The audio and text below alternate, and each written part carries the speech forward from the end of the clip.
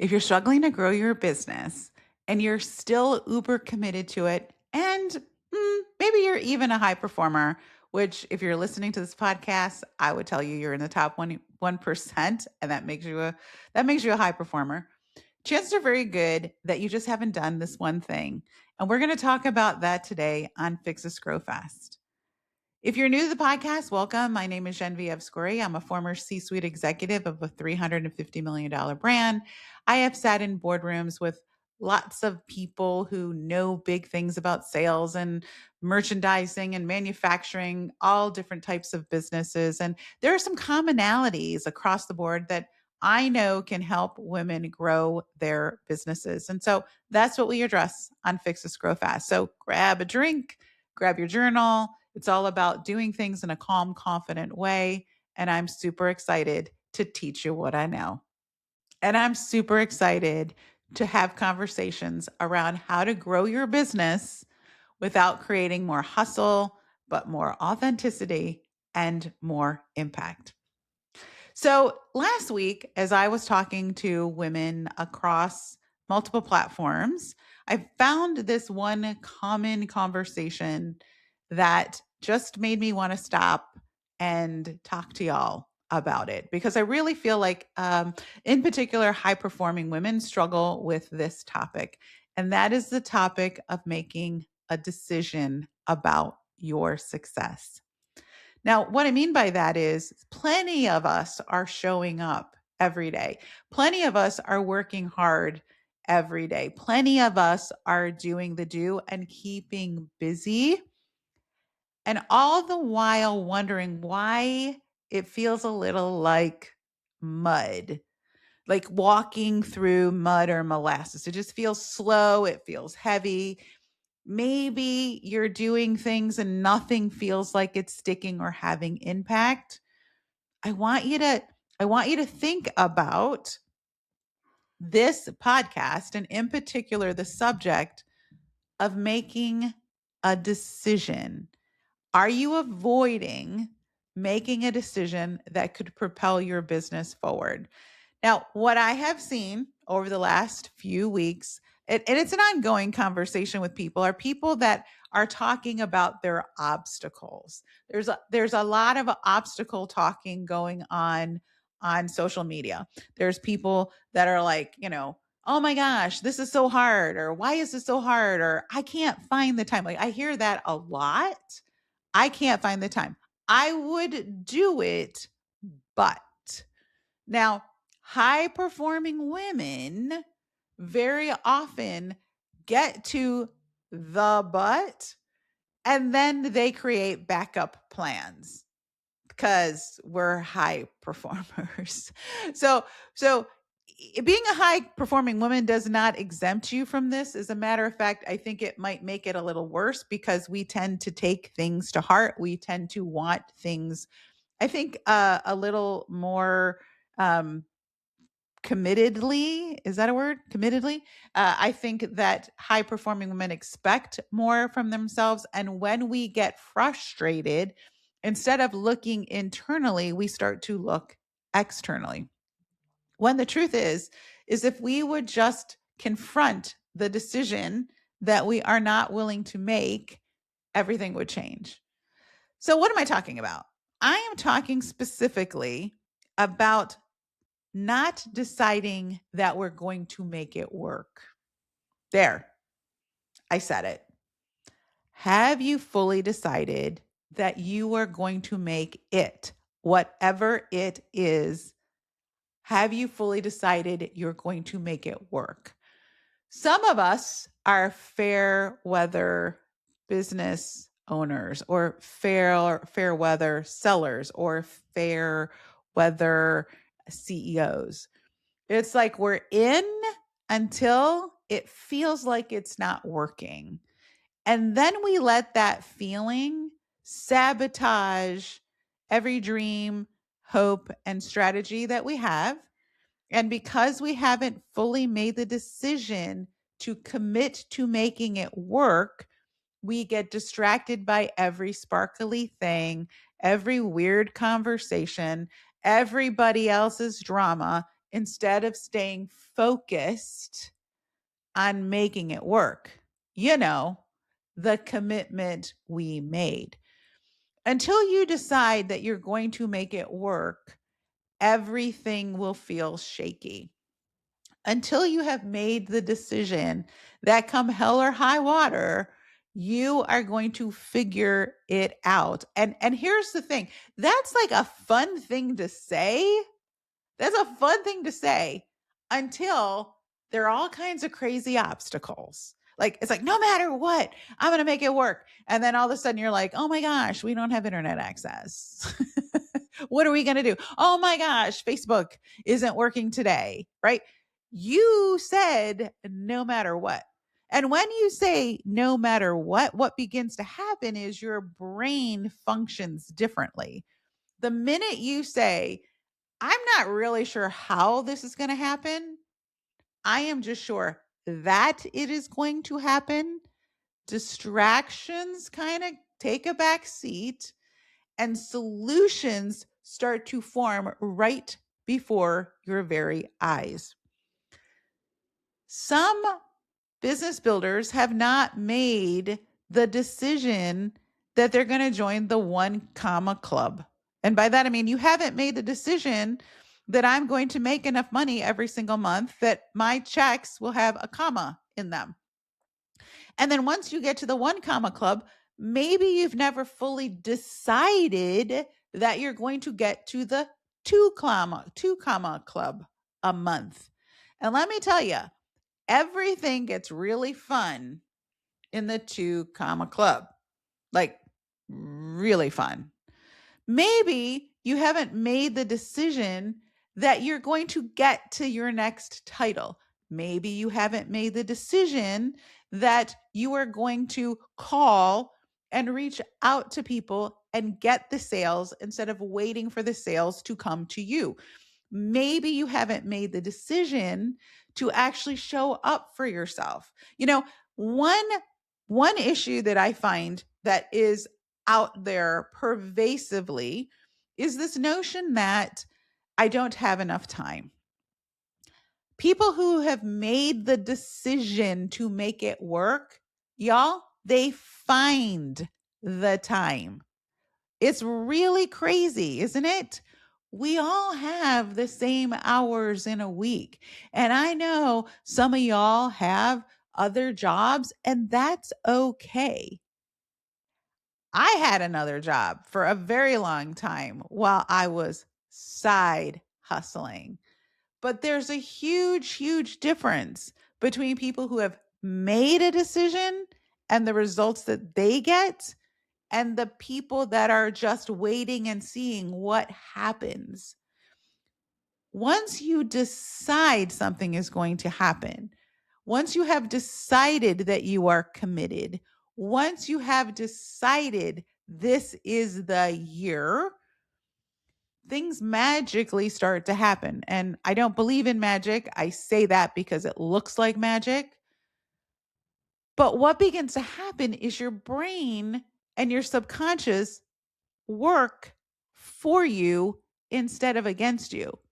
So now you're having second thoughts about the way you're selling. That's okay.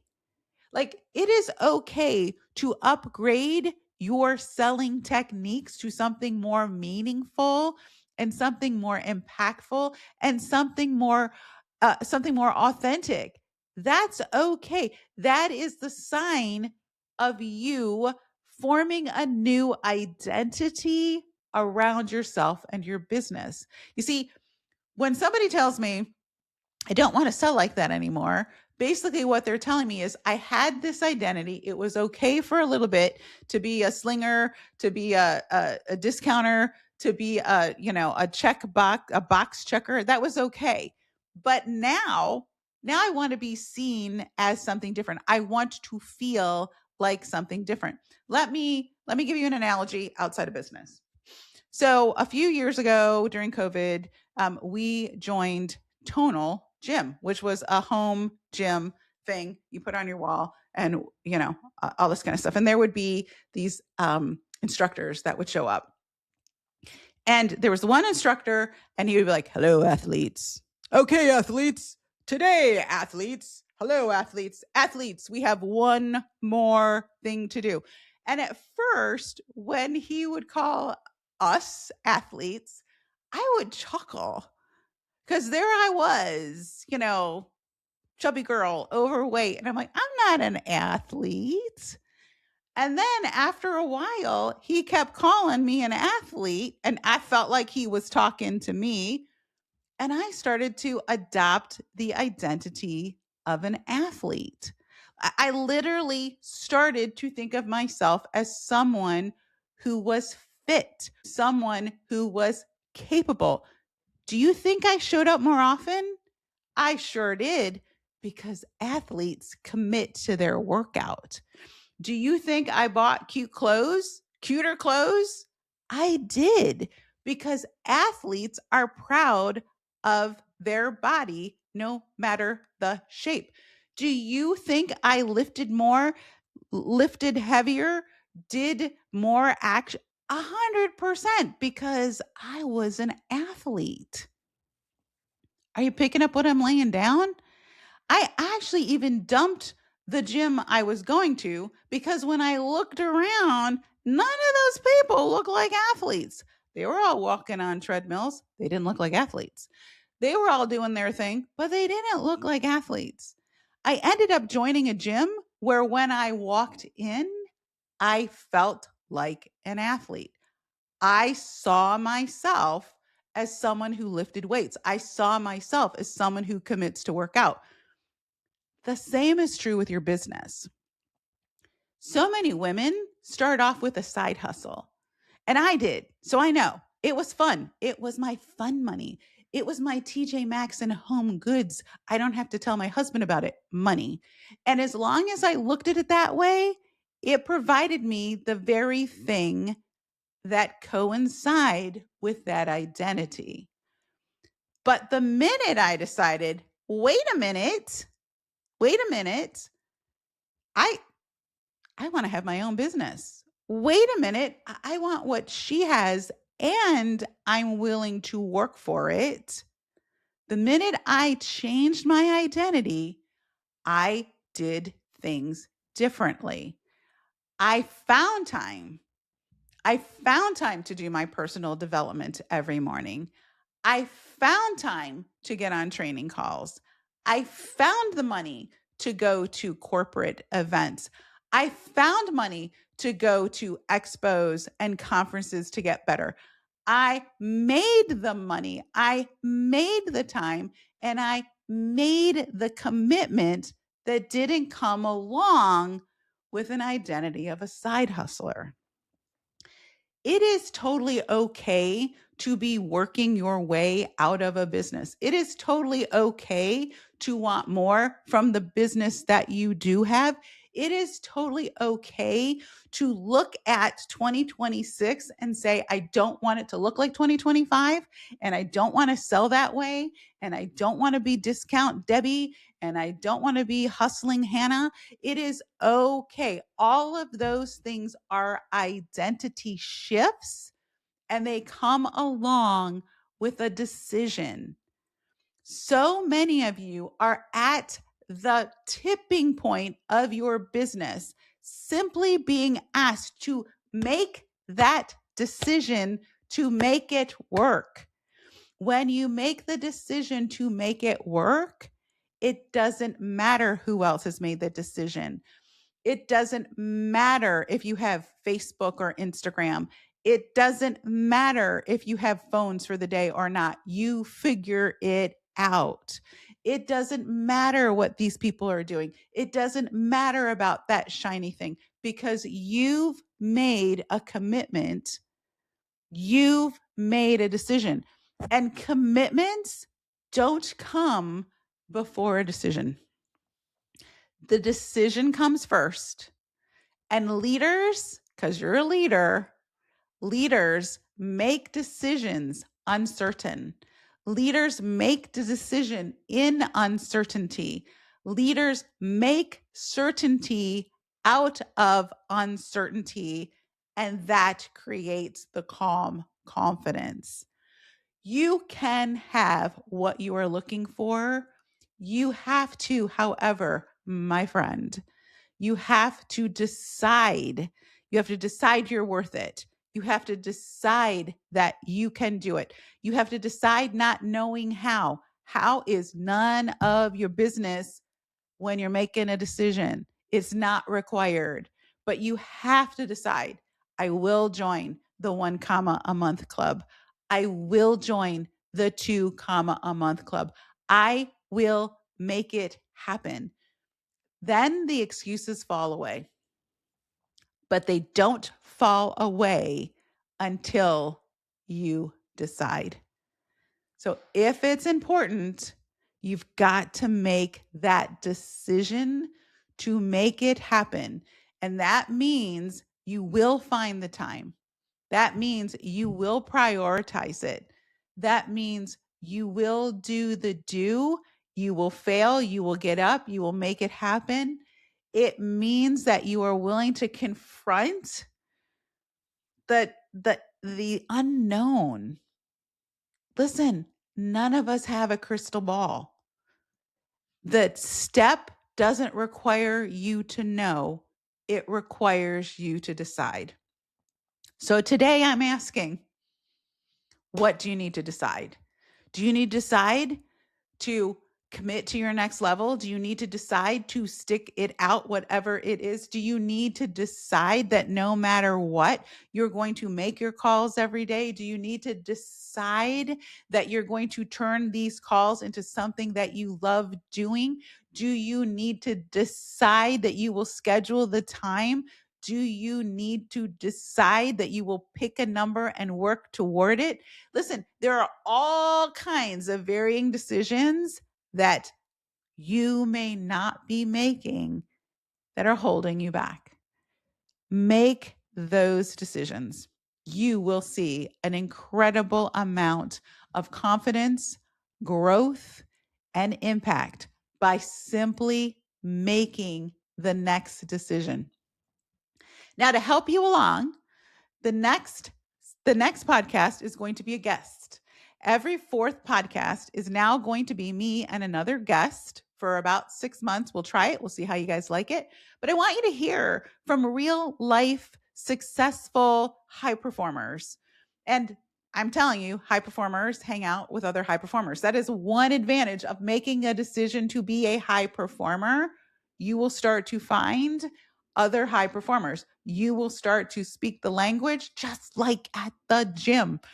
You can be the person that you admire. You have to change the identity. So we're going to have some really great stories from executives, from entrepreneurs, and you're going to see some commonalities. And I'm excited for you to hear from women in the trenches who can tell you what you are experiencing is not new. It is not unique. What one person can do, so can another. And we're going to tell you how they made it through.